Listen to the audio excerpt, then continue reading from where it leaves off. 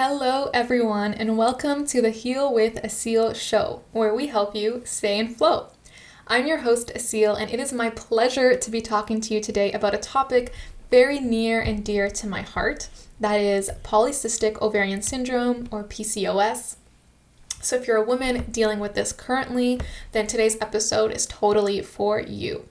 We're going to discuss it from an energy healing perspective, and which I know is quite different, so I suggest you have an open mind with this topic if you're interested. I'm going to be talking about this in detail. I'm going to break it down for you, all the different blocks and things that can come up, and then towards the end of the episode, I'm going to discuss the different ways you can begin healing it from this level, right? And this is going to help you make real progress on your healing journey. So if you don't know me, I'm a spiritual life coach and I practice metaphysical healing. I work with people's emotional, mental, and physical health in order to raise their vibration so they can manifest the life they want, reprogram the thoughts and beliefs that are not serving them, and heal any dis-eases in the body through these techniques. And this is exactly what my life's journey has been. So I'm almost 26 years old today, but my journey with PCOS began at 17, and it's largely what brought me into all of this. After years of searching for answers due to experiencing all the different symptoms that come with PCOS, I was going to doctors' offices, specialists, reading online, reading every book I can get my hands on.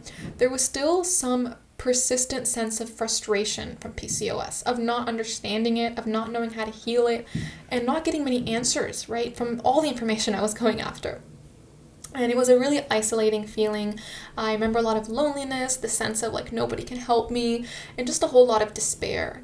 And so eventually, years into that, all those feelings led me into the world of metaphysical healing. I was so ready to try anything that I became quite open-minded in my quest for answers. And years into learning that and applying it, I'm really thankful to say that it honestly works. I healed those symptoms and the conditions. The main ones for me were hair loss, I had some hormonal imbalance, gut issues, ovarian cysts, had dark patches of skin, mainly under my arms, some poor mental health that's associated with PCOS, mostly anxiety, but also some depressive episodes, and pelvic pain. The pelvic pain one really drove me crazy because I felt it for years, and I would go do ultrasounds and see all my doctors, and the result was always that there was never anything there. I'd even been told by a doctor once that it might just be in my head, which it obviously wasn't, right? Because I was feeling it for a very long time. So that was quite frustrating and disempowering, to be honest. So it was wonderful to finally understand this and heal it and get to the root of it all, and that's really where metaphysical level healing, which is another word for that is like soul level healing. That's where it entered my life. And this is why I want to share it with you today, from my heart to yours. If you're listening to this, I know perhaps what you might be going through with the whole PCOS journey, and I want you to know there is a deeper root level way of addressing these things that's just going to help you propel your healing journey forward so drastically, okay? So it's different from the medical or clinical level understanding. I know you're familiar with that and you can find that kind of information everywhere, but I want to offer you something different. If you're not familiar with energy healing, I'm going to make this for a beginner's level of understanding, and then you can always email me for any questions.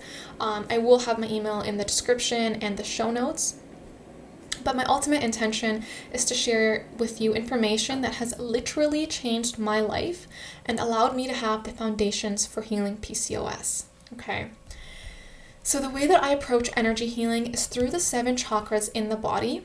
If you're not aware, we have energy centers all over the body, but there are 7 main ones that run along the spinal cord in a vertical fashion. And by main ones, we just mean they're the largest energy centers. So those are the ones we focus on. There are 4 total involved with PCOS from my experience, but for today's episode, I'm only going to be speaking about 1 to give it kind of all the attention it deserves, and then I'll be making follow-up episodes for the other ones. If you're interested in that, please let me know, and that'll encourage me to go deep into it, right, if there's a high level of interest. So let's get into it. So these chakras, right? Chakras is a Sanskrit word for energy centers. These energy centers are indicators of how well the energy is flowing in each area that it rules over. So I'm just going to give you a little background, okay? So you can think of it like that, like it's just tells us how well the energy is flowing. And then how well the energy is flowing is an indicator of how well the oxygen is being able to flow, the blood, the nutrients, all that stuff, how well it's being able to be received to that area, how well the information that is sent by the brain to those different areas, how well that information is being able to be received, right? So that also means that how balanced a chakra is an indicator of how well the glands are functioning in those areas, right? So we have different glands all over the body, the ovaries, the thymus gland, the adrenal glands, etc. And they regulate and secrete our hormones. Hormones are very much involved in the whole PCOS syndrome, okay? So each chakra rules over the glands in that respective area. So when a gland is not working well, it tells us that a particular chakra is blocked, either blocked or overactive. But either way, it needs balance in some way. It needs healing, okay? So when these energy centers are healthy and open, we feel like alive and invigorated. Our hormones are balanced, our bodies are balanced. That's because everything is flowing correctly and smoothly within. Unfortunately, when these energy centers are impaired or blocked, so too is the flow of the energy in that area, right? And then that also impacts the flow of oxygen, blood, nutrients, the reception of the right information by the brain, right? So it's almost like it stops being able to listen to the brain as much, and then you start to have some imbalance. There can also be a blockage in the third eye chakra, which regulates the brain activity, but that's a whole other episode, right? So if you're having some things with the hypothalamus and all of that, we can talk about that in the third eye chakras episode. But anyways, so these things, like the right amount of hormones to release and when to release it, etc., that all comes from the brain. So it stops being able to receive that information as well. You can think of it like space, right? Like when you're in a big house, and this chakra is wide open, so you're in a big house. There's room for you to move around, for you to do your job, to communicate, to dance. You can invite friends over when you need help with doing something, right? So it's like the cells inside have that space. Versus when you're in a really tight cage or like a house, you can't even do much. You can't move. You're literally stuck, and this has you feeling low. There's stagnation, and that's kind of how the body works, right? So the cells become not as receptive to that information. And yes, we can use medications and force it to work for sure, but that doesn't address the root cause, right? Like that tightness, that blockage of the reception of the information, and then the cell's ability to act on it. So medications work until they don't, until other symptoms start showing up, or until side effects come up, or until you cannot take that medication anymore and the symptom is back. So true healing isn't just about covering up the symptoms, it's about feeling really energetically balanced, right? Feeling so good on the inside that the symptoms themselves are not a vibrational match to you. They cannot exist within you. They dissolve, they go away, because symptoms are just indicators that there's a deeper block within. And when you're feeling alive and invigorated and just like your true self, right? Like you're not blocked or suppressed in any way, the symptoms don't need to be there anymore. They don't need to be that alarm signal telling you like, hey, something needs to be addressed here, something's not right. So true healing is about understanding that symptoms are simply an alarm signal from the body. And yes, you can shut them up with medications, but that's not going to take you very far in the long run. It's just going to result in needing longer and longer prescriptions lists. And that's kind of what we see in the world today, and that's why the pharmaceutical industry is thriving. But this is why I love energy medicine, right? It's a totally different perspective, and it works complementary with pharmaceuticals, with clinical level understanding, with nutrition. All of the other layers of healing are important for sure, but I think there's not enough conversations about energy medicine and how to heal the root level blocks in our bodies so that there's just more flow and better communication between cells and better operation, and the hormones are coming back to balance. Everything is coming back to balance, right? That's energy medicine. It looks at the root causes, the blockages. Again, we're not just here to put a band-aid on something. We're here to say, what is really going on? How is your emotional health? How is your mental health? What does your spirit need, right? Your soul is clearly in need of healing, because if your moods are off, if you're feeling like life's a constant battle, there's a deeper misalignment that we need to address. It's simple as that. And over time, if we're not addressing that, this misalignment can absolutely get bigger and manifest itself in many ways, one of them being dis-ease. So I'm going to get into it now. That was kind of a background, but the purpose of this episode, again, is to offer you a perspective that's going to help you do the groundwork in healing, so all the other stuff you're doing can be truly received by the body and just elevate your healing to a whole new level. Before we do, I would just like to say, if you like this type of content, I'd really appreciate giving this video a like or subscribing, because it is a new channel and I would so appreciate that support. I've been delved into the whole energy medicine area for about 5 years now, and it has totally healed my life, and I'm helping my clients do just that, but I've only recently started sharing this information publicly.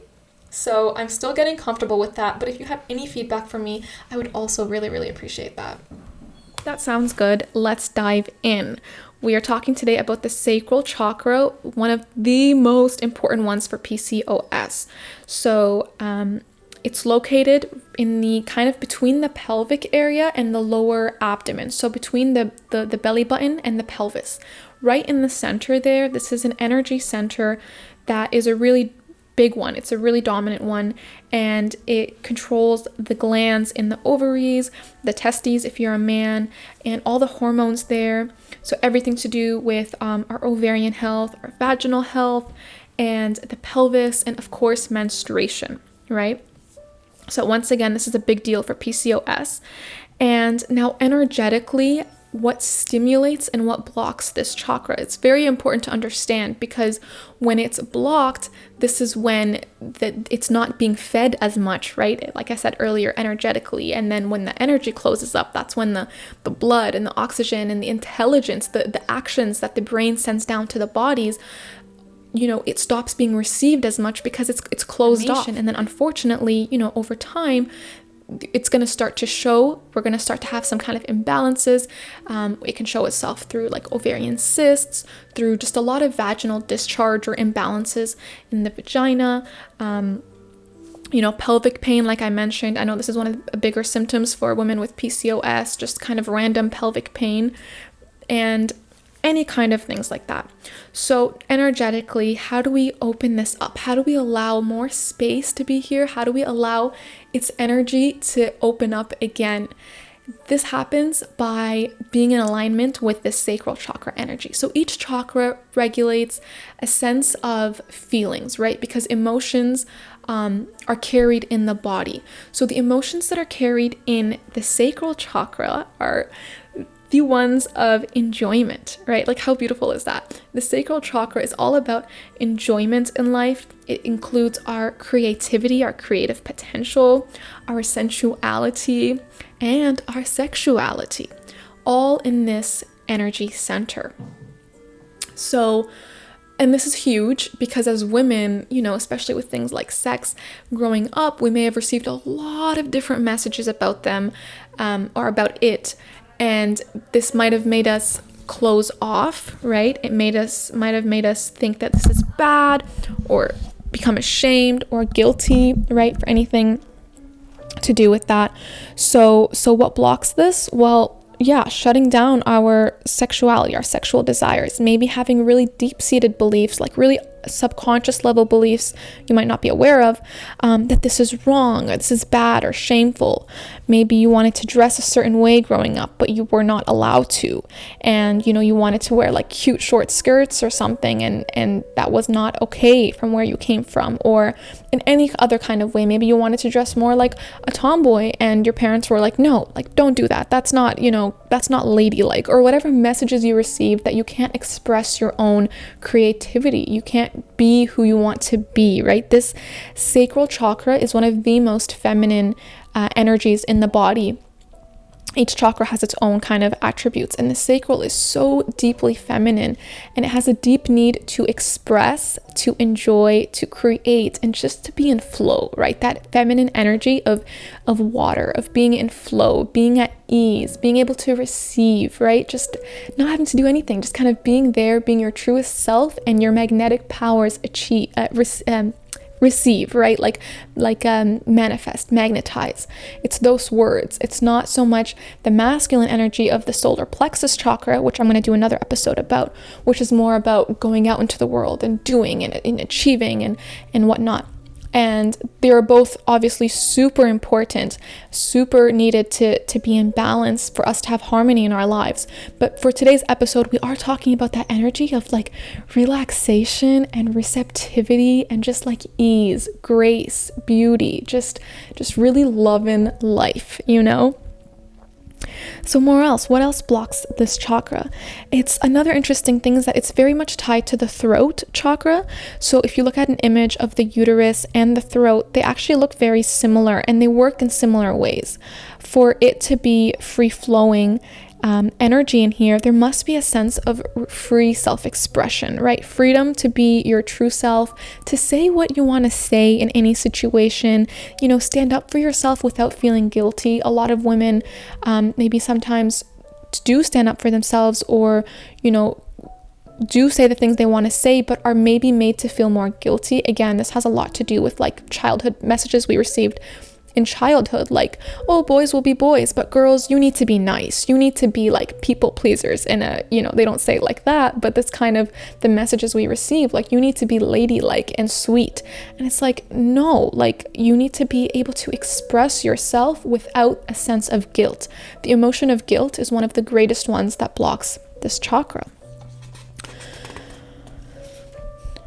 Right? So do you feel guilty for standing in your power, for owning who you are? Is that a bad thing for you? Again, I'll say this here. Men, when they stand in their power, it's very much respected. It's very much like accepted. It's like, oh, he's just being a man. That's what men do, right? But when women do it, a lot of the times it's like, well, you're a bitch, or like, you know, there's all these messages, or like, you're full of yourself, or whatever messages we receive for just being our truest selves and standing up. Women are more applauded for actually contracting and not being their truest self. They're called like nice girls for that. And this is very wrong messaging. The feminine energy is very, very powerful. When you're in your true feminine energy, like, the power is like intimidating, you know? It's very, very powerful, strong energy. I don't want you to confuse that receptivity and the enjoyment for being weak. Not at all. It's very strong, standing in her power. Once again, you know, expresses herself and just knows who she is, right? This is that sacral energy of not feeling guilty. Once again, guilt will block this energy center. Ask yourself, where do you feel guilty in life? What areas? Do you feel guilty for having pleasure instead of working, for example, for kind of doing things that you want, but maybe there's a sense of guilt of like, I should be doing something productive, or I should be doing this. Once again, this energy center, your ovaries, the pelvis, this region really, really, really needs that space to be its truest self, to enjoy life, to sit back sometimes and just know that she's taken care of, like that it's okay to relax, right? Another question is, how are you with your own sexuality? Are you over sexual, always giving away your really potent creative energy away and, you know, using it all up so that there's not much left to nourish you? Because our sexual energy is very, very strong. Are you always, you know, in different relationships and different sexual partners that will drain you of this beautiful sacral chakra energy? Or are you on the other end of the spectrum? Are you usually shutting it down for fears that it's bad, or that someone may find out, or that, you know, it's embarrassing, or all these different things? Again, depending on the culture that you come from, a lot of different cultures are more strict in these things. And, you know, you might have received more messages as a child to shut that down and that you're a good girl for not having pleasure at all. There's some cultures that will do like female genital mutilation, right? They'll cut off the clitoris from a young age so that a woman, you know, any sex she has in the future is not for, or any masturbation is not for pleasure at all. It's just for the creation of babies, which is so wrong, and, you know, stripping away the divine feminine energy. The divine feminine energy is about exploring herself, her waters, her pleasure, right? Again, it's about not feeling guilt and knowing that this is your right. This is you. You are magnetic and beautiful and sexual, sacred being. Okay? So being on either end of the spectrum, too sexual in the sense of like always, you know, giving away your sexual energy freely, you also don't want to be there, ladies, because that's depriving you. That energy is so strong. And when we're having, casual sex or whatnot with other partners, we're exchanging karmic energy. We're exchanging energy. Their energy is entering yours. And you don't always want that from men who probably, maybe they have their own healing to do. If it's like a long-term relationship or something and you guys are in it together, that's beautiful, of course. But you don't want to be giving it away too much, and you don't want to be shutting it down too much. Both of those things will deprive you of your sacred sacral chakra energy. Okay. What else? Another thing about sex is that, are you one of those ladies who are like, it's just not that important to me? Maybe you're just not a sexual being, right? And this is not wrong. This is not correct, but I'm just saying it in that way for people to resonate with. But we're all sexual beings. But maybe you're just somebody who's like, I don't really like sex. I don't get turned on by it. I don't, maybe once in a while, but it's not something that's on my mind. Sorry for any noises in the back. My dogs are a little excited. If this is you, if you're not like a super sexual being, well, all that means is that you're just disconnected from your own sexual energy. And believe me, that will so close up your sacral chakra. You want to be connected with that because it's going to let things flow. Your waters, your creativity. Oh, it's going to unleash so much creativity within you. Women and feminine energy is naturally super creative, right? This is why part of the reason why we carry babies. We are that life-giving, that creative energy. We carry it within us. And so yeah, if you're one of those people who's like, sex just isn't that important to me, I'm not like super sexual of a person, how can you get more in touch with your sexuality? Because it will unlock so much potential within you. Trust me on that. And so much energy within you, so much more aliveness, so much youth in you, right? Like that sense of just being young and happy and energetic. Your sexual energy is super strong, and I want you to get in touch with it. And I don't know if at the end, after I'm finished explaining all this, I will share some practices with you to help you get started in connecting and opening your sacral energy, bringing it back to balance, and healing any PCOS related symptoms that come from there. Because again, that's just a symptom of a really closed off or out of balance sacral chakra energy. Okay. And if you're somebody who has migraines and headaches spontaneously, they don't have a cause, a lot of the times the reason is lack of sexual activity or self-pleasure. It's a buildup of pressure on the inside that hasn't been released, and one of the best ways to kind of release that is through the sacral energy, that creative, powerful sexual energy. Okay. And just the last note here on that note is that sex is a part of our needs, just like food and water. It's just one of those. It's like that important. So if you're somebody who isn't super sexual, ask yourself why that might be.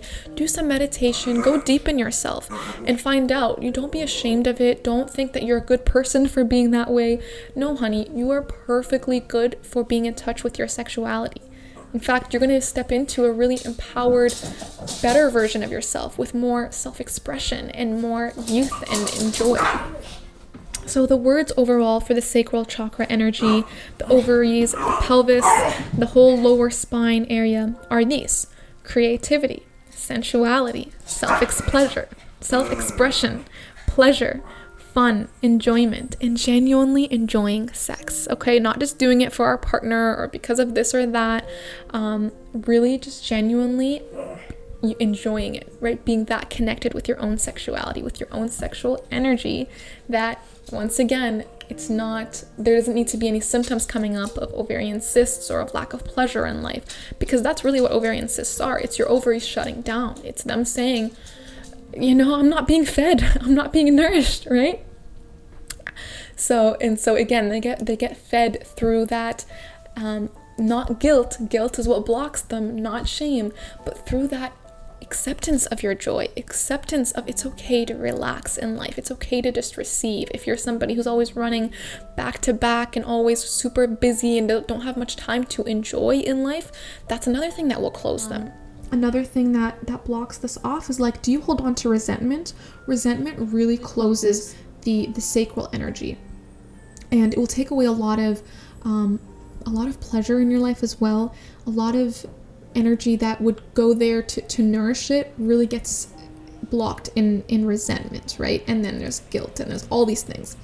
Really interesting story here is that I've always spent my life saying, I don't want to have kids, I don't want to get married. I think I saw some horrible experiences when I was a child, and I just did that. I was like, nope, never, not for me.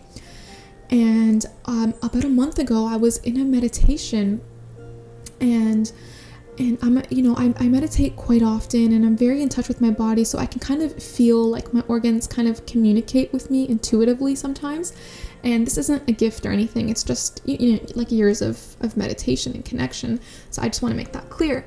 But I was in this meditation, and I haven't thought that thought in a while of like, I don't want to have kids. I just kind of stopped thinking about that. But I thought it in that meditation, and I was like, I still don't want to do that. And immediately I felt my ovaries kind of like burn out, like shut down a little bit, like the lights went out. And I was like, what? Like I felt that. I was like, what happened there, right? And they responded. They were like, guys, this is the craziest story. I swear I'm not making this up. They were like, this is like our biggest sense of fulfillment in life. This is our purpose. Like this is what excites us more, and this is what we're here for. This is what my ovaries said. And as somebody who was, like a hardcore feminist back in my years, I still am, but all these things I used to say, like, women are not just baby making machines, like, what is this? So I was really shocked to hear this. I was like, what are you saying? They were like, this is like our purpose, and you're just telling us you never want to do it. You've been saying this since you were a child. Like, we've been getting affected. We've been shutting down from this. Maybe now you felt it because you're more intuitive or whatever, but this is like, you're like taking out our fire. Like, this is not what we want to hear. And I was so shocked. I was like, what? It was like, even if you don't want to have children, even if, just know that this is what gives life to this energy of just everything being okay, of just kind of going with the flow. I was so terrified of the idea of having kids. But I promised myself that day, I will never say that again. I will never say I don't want to have children, because I literally felt what it does in my own body. No wonder I ended up manifesting PCOS at one point. So are you that, like, how out of touch with your femininity are you? I'm sorry if this triggers you. I know my old self would have been super triggered. Like, what do you mean? Femininity isn't just about having children. I know that. But your ovaries, your sacral energy, it loves that. It's literally here for that. Nourishment, nurturing, just love, just like connection, that enjoyment of life. I used to say, I don't want to have children. I can't afford that. I want to be a full-time working mom because I want to be, that independent, whatever stereotype type of woman. I can't do that with children. And it was like, that's such an internalized masculine thing to have that it literally will shut down this very powerful feminine energy. So I just wanted to share that story.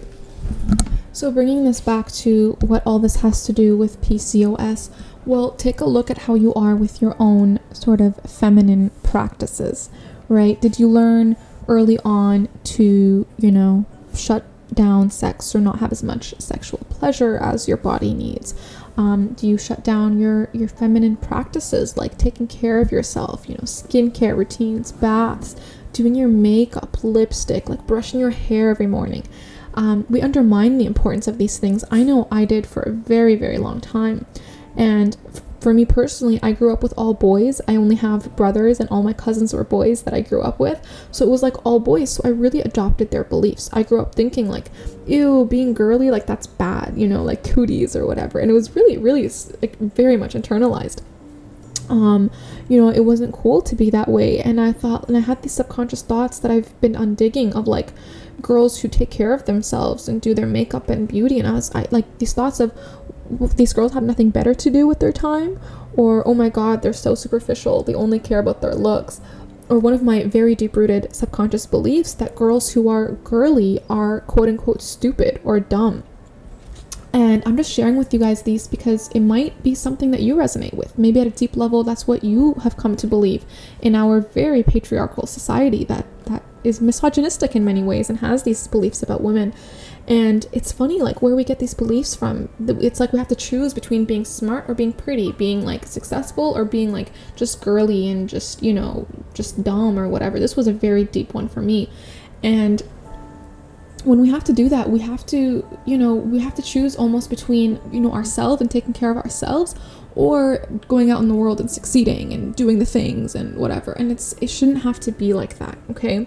So that didn't work out so well for me, but thankfully I got to a point where I was able to uncover these deep-rooted beliefs that were causing a lot of imbalance in my body and really closing off that beautiful sacral energy.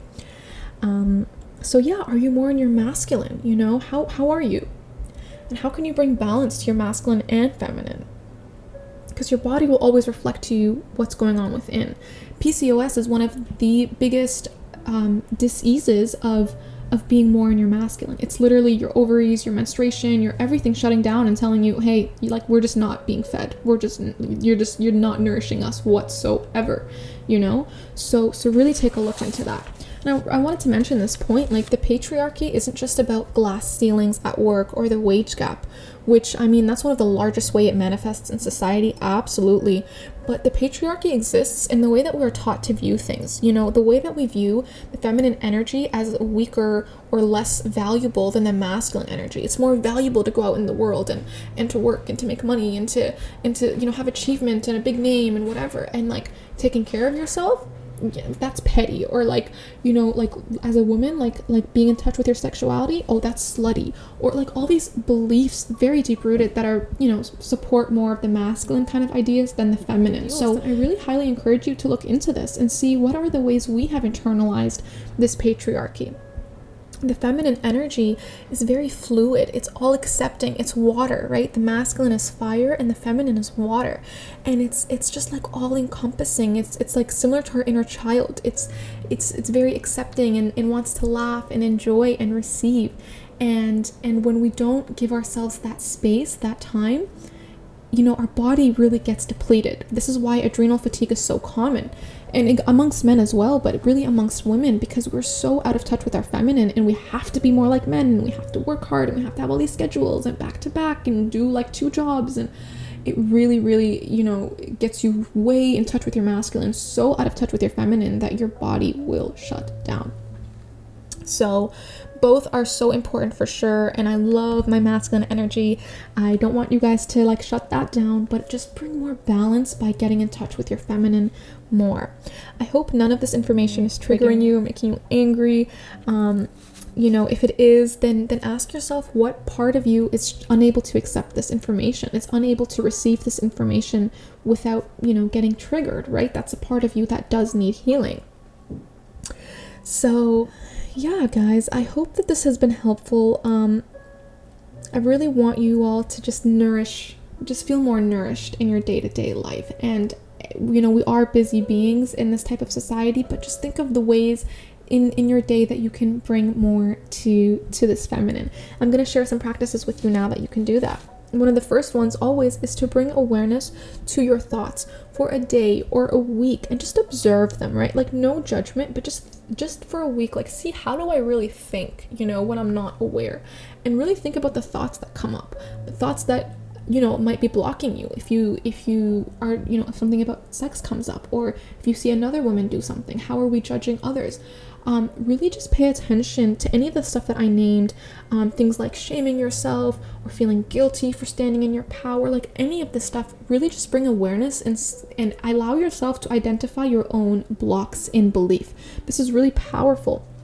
These are the areas that you are stifling your creativity, quite literally, that you are shutting down that beautiful feminine energy, right? So if your body whispers that it wants to paint, it wants to sing, it wants to do something, observe how do you react? Are you no, there's no time. Or do you just kind of give yourself that space to sing, even if you sound bad and make mistakes and whatever, and just that freedom, right? This is the feminine energy of freedom, expression, creativity. Just observe your thoughts and maybe write them down in a journal just for a week, and then come back and see them and see what are the areas, what are the thoughts that need to be reprogrammed, that need to be changed. and then carry on with that, you know, start working with yourself to change these thoughts. Just a point. It's like, do you feel more worthy when you work instead of play? Do you feel guilty for less of a person if your methods of working out are doing yoga and dancing versus like weightlifting? Because that's one of the ways that, again, the patriarchy is internalized. It's like masculine, really hardcore type of working out is good, but if you're gonna do yoga, that's barely a sport. Or if you're gonna dance, like, honey, like, you know, you can do that for fun, but that's not really anything meaningful.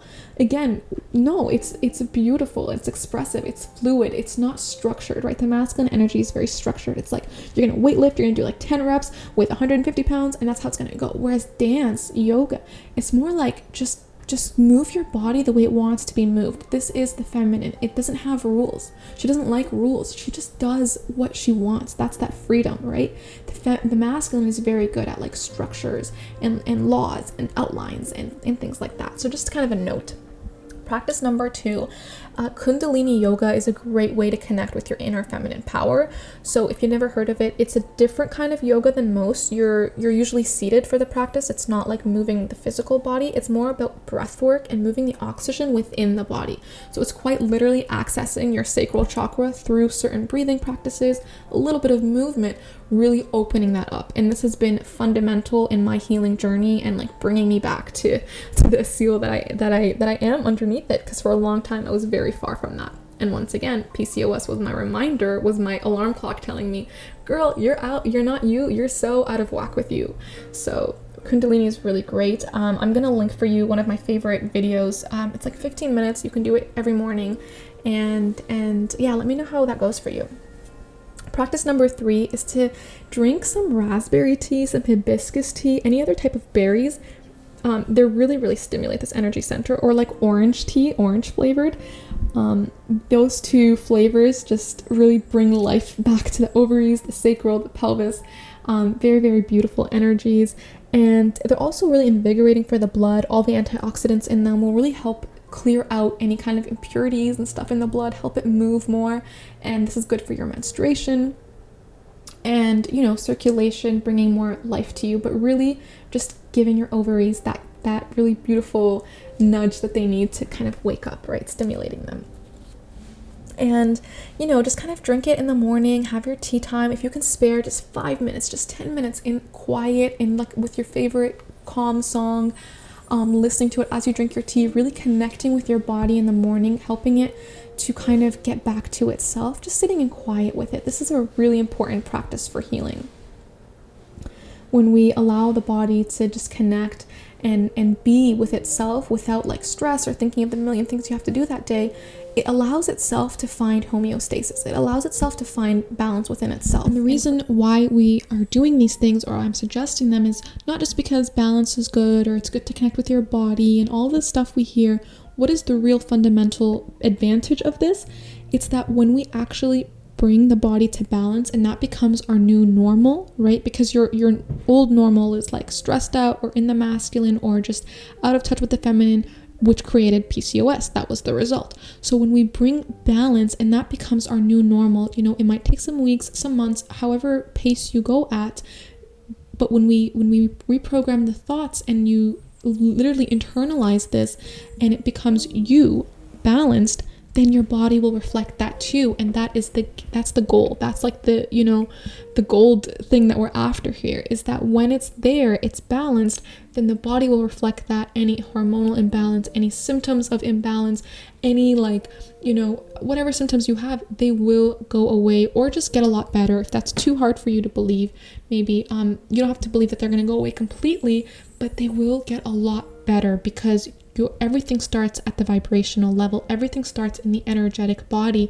And then once again, our physical is just a reflection, right? Like everything started as a thought in the world. Nothing was ever created that was not a thought. And just like that, disease is the same.